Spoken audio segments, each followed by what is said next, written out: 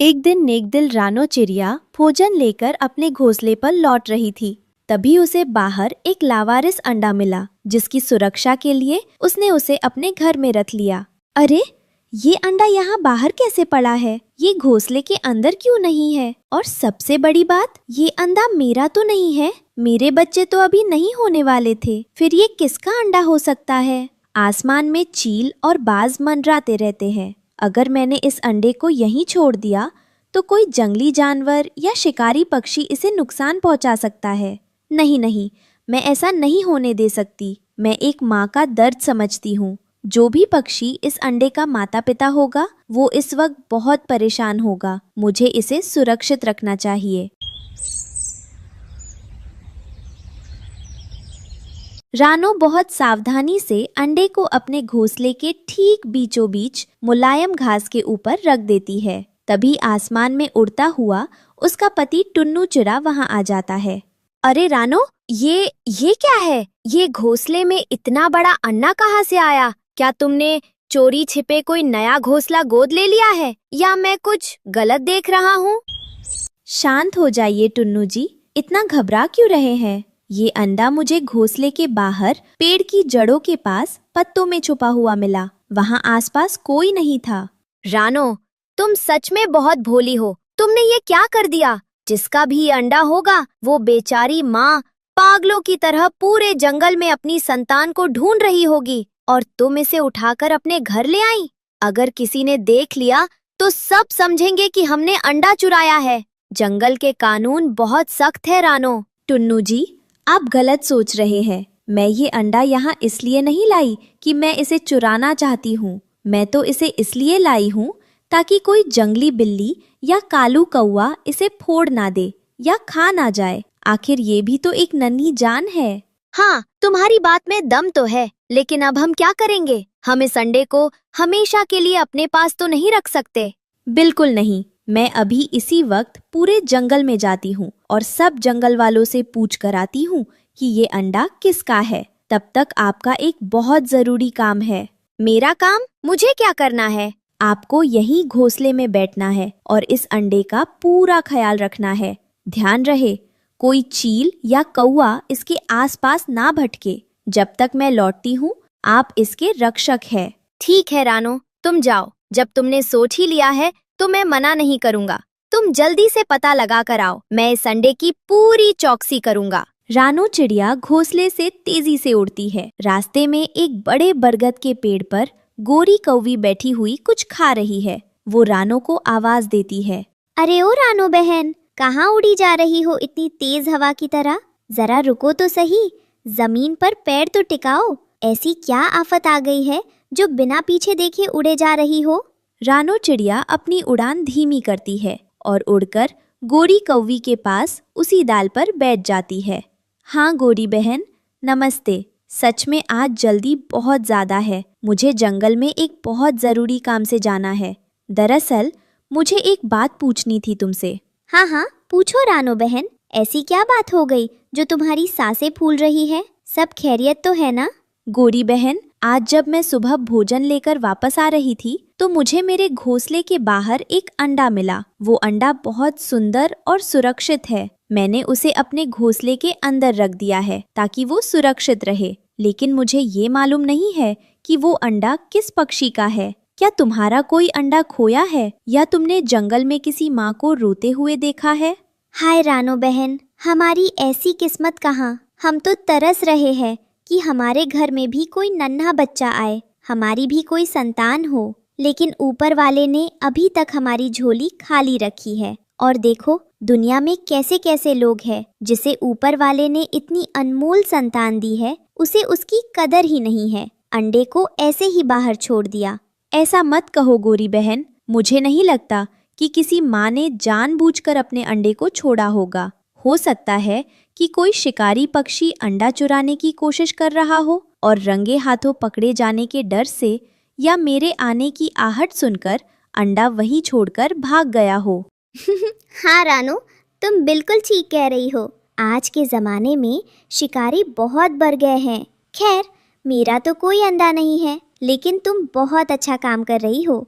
ठीक है गोरी बहन, मैं चलती हूँ। मैं नहीं चाहती कि जिसका भी वो अंडा है उसकी माँ पल पल तड़पे और परेशान हो। मैं बाकी पक्षियों से भी पूछती हूँ। हाँ जाओ रानो बहन, भगवान तुम्हारी मदद करे। मैं भी अब घर की तरफ निकलती हूँ। शाम को कालू कौआ अपने घर आता है। गोरी कालू को रानो वाली सारी बात बताती है। क्या कहा तुमने गोरी? रानो चिड़िया को एक लावारिस अंडा मिला है और वो पागलों की तरह उसकी माँ को ढूंढने घूम रही है। हाँ कालू जी, रानो बहन कितनी नेक है। वो पूरे जंगल में भटक रही है ताकि अंडे को उसकी असली माँ तक पहुँचा सके। अरे ओ गोरी, तुम सच में बुद्धू की बुद्धू ही रहोगी। इतना बड़ा और सुनहरा मौका तुमने अपने हाथ से कैसे जाने दिया? मेरी तो अक्ल काम नहीं कर रही कि तुम इतनी बेवकूफ कैसे हो सकती हो।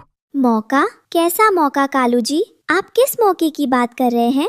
अरे भाग्यवान, जब रानो तुमसे पूछ रही थी तो तुम्हें तुरंत कह देना चाहिए था कि वो अंडा हमारा है। हम उस अंडे को अपने घोंसले में ले आते। जब उसमें से बच्चा निकलता तो हम उसे अपना बच्चा बनाकर पाल लेते। इस तरह तुम्हारी और मेरी, हम दोनों की संतान पाने की इच्छा भी पूरी हो जाती और हमें मेहनत भी नहीं करनी पड़ती।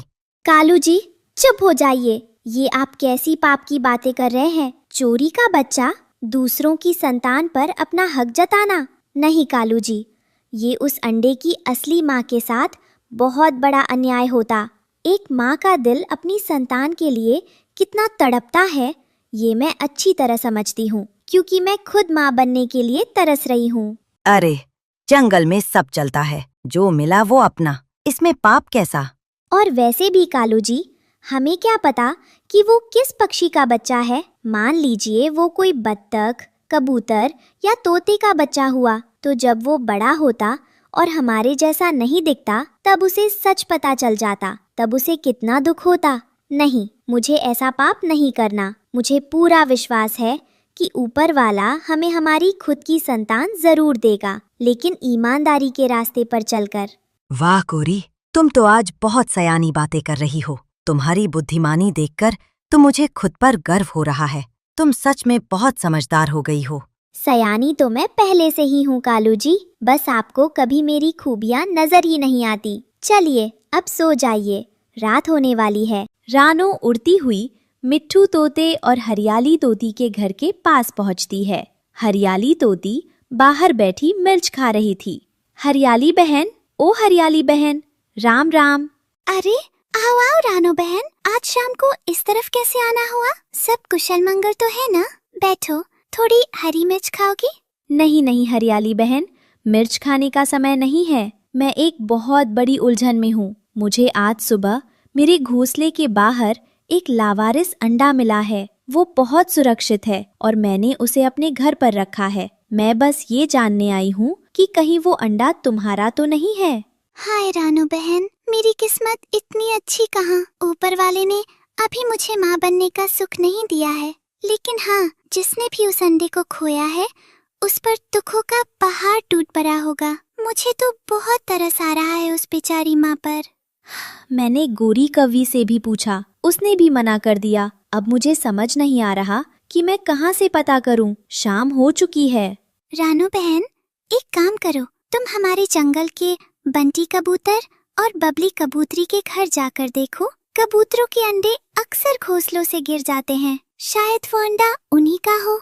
तुम ठीक कह रही हो हरियाली बहन, मैं कल सुबह उनके पास जाऊंगी। अभी तो अंधेरा हो रहा है, मुझे अपने घोंसले में वापस लौटना होगा, क्योंकि टुन्नू जी अकेले अंडे की रक्षा कर रहे हैं।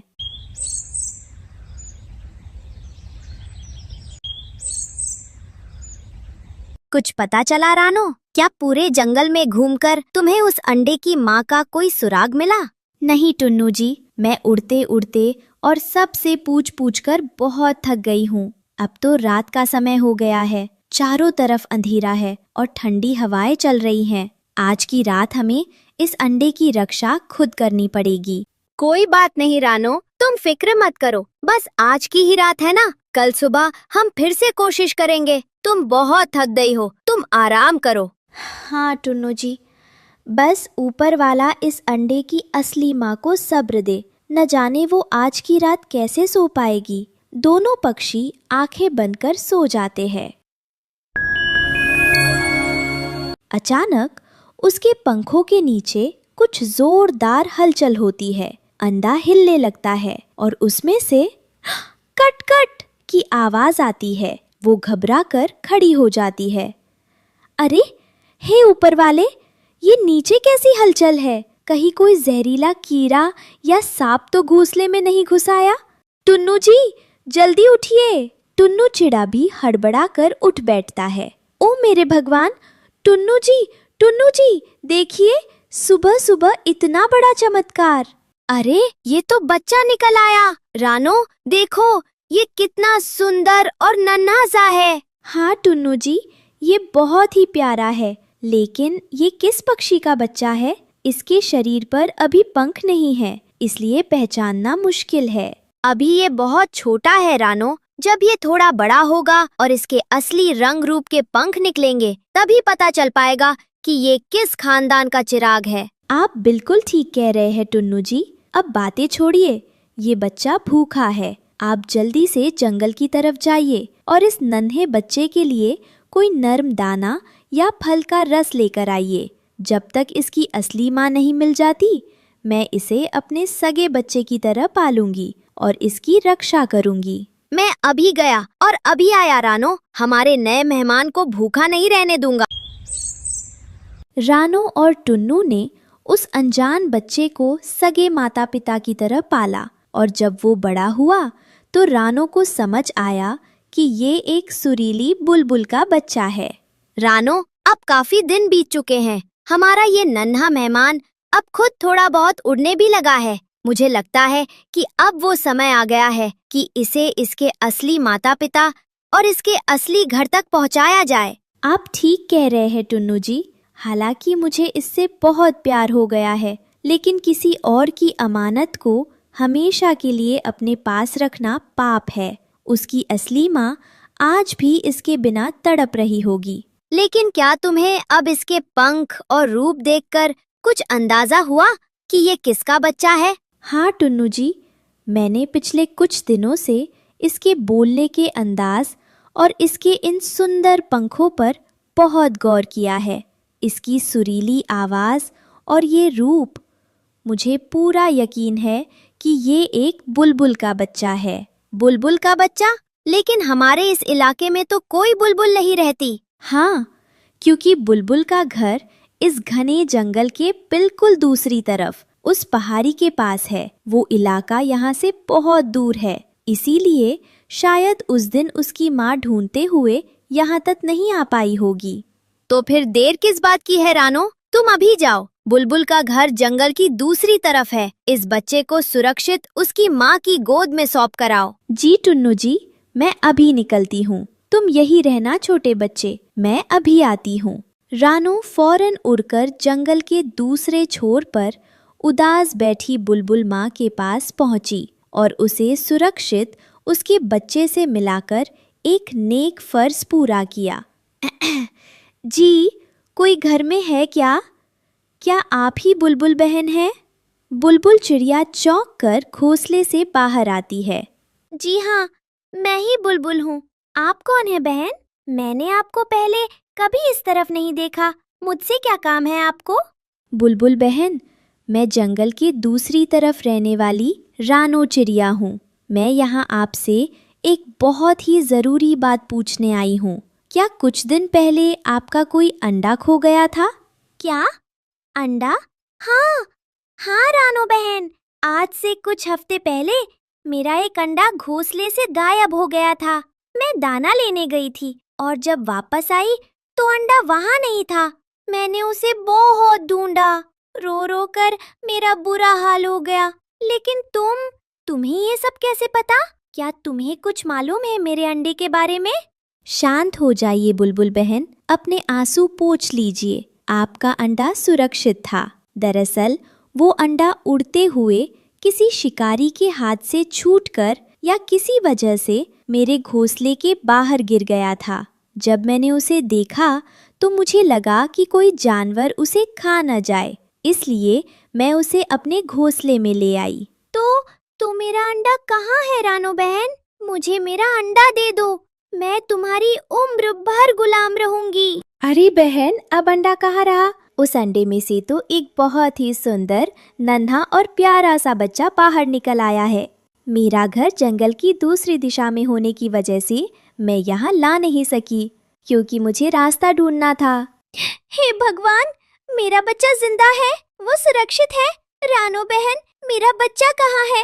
मुझे उससे मिलाओ, मेरा दिल फटा जा रहा है। वो मेरे घोंसले में सुरक्षित है और आपका इंतजार कर रहा है।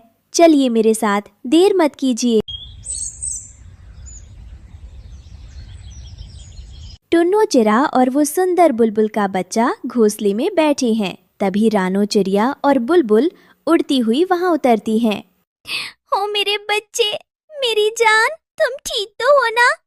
मुझे माफ कर देना मेरी संतान, मैं तुम्हारी रक्षा नहीं कर पाई, लेकिन भगवान का शुक्र है कि तुम्हें रानो जैसी फरिश्ता माँ मिली। रानो बहन, टुन्नू भाई, मैं आप दोनों का शुक्रिया किन शब्दों में करूं, मुझे समझ नहीं आ रहा।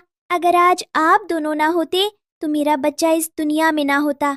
आप दोनों ने निस्वार्थ भाव से मेरे बच्चे को पाला। आप लोग सच में महान हैं। ऐसा मत कहो बुलबुल बहन। अब आप खुशी खुशी अपने बच्चे को अपने घर ले जाइए और इसका ख्याल रखिए। हाँ बहन, जब भी इस तरफ आना हो हमारे घोंसले में जरूर आना। बुलबुल अपने बच्चे को साथ लेकर उड़ जाती है। प्यारे दोस्तों, देखा आपने, नेकी और भलाई का फल हमेशा मीठा होता है। अगर हम किसी की मुसीबत में मदद करते हैं तो ऊपर वाला हमारी झोली भी खुशियों से भर देता है। तो दोस्तों, अगर आपको रानो चिड़िया की ये कहानी अच्छी लगी हो तो इस वीडियो को लाइक करना, अपने दोस्तों के साथ शेयर करना और हमारे चैनल को सब्सक्राइब करना बिल्कुल मत भूलना। आपका बहुत बहुत धन्यवाद। और हाँ, रानो चिड़िया की ऐसी ही और मजेदार और शिक्षाप्रद कहानियाँ सुनने के लिए YouTube सर्च बार में लिखें रानो चिड़िया की कहानी या फिर माइक का बटन दबाकर बोलें। मिलते हैं अगली कहानी में। तब तक के लिए अलविदा और सुरक्षित रहें।